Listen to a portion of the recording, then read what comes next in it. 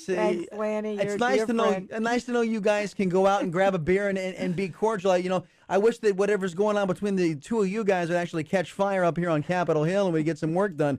Hey, so Lanny, what about this with the former president? Hey, you know what? I just didn't know what was going on. Are you buying that? Does that sound like the Bill Clinton you knew?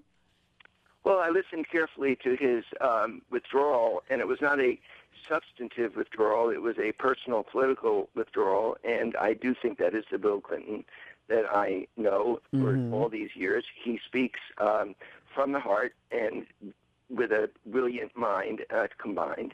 But I think the politics of this probably to support President Obama, who we're both supporting for re-election, but we're both concerned about the tactics that his campaign is employing, and we're both urging him to do what Tom Friedman has urged him to do, what Cory Booker has urged him to do, which is to talk about his record rather than blaming the previous administration or going negative on Mitt Romney. It's very funny that you mentioned Cory Booker because Republicans are smiling from ear to ear saying that President Clinton received the Cory Booker treatment, and then we get out of the New York Post this morning the word that a senior administration official and some of the folks in the campaign headquarters in Chicago are saying Cory Booker is dead to us. That's a quote that they're attributing to the Obama campaign because he, what some say, had a moment of honesty on Meet the Press on one Sunday.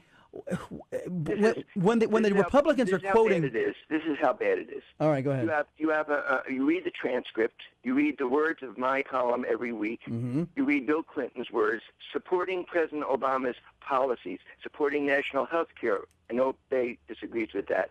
Supporting his stimulus package, supporting Dodd-Frank, supporting President Obama.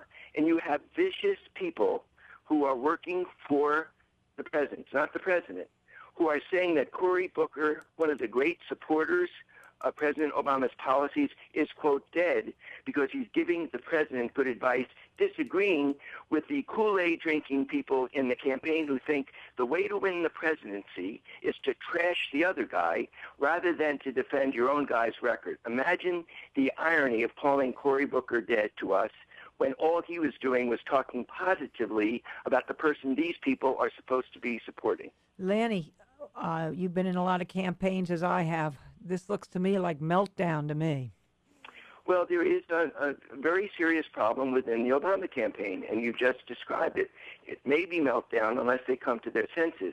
Why would they want to create enemies or depict people as enemies who are their friends?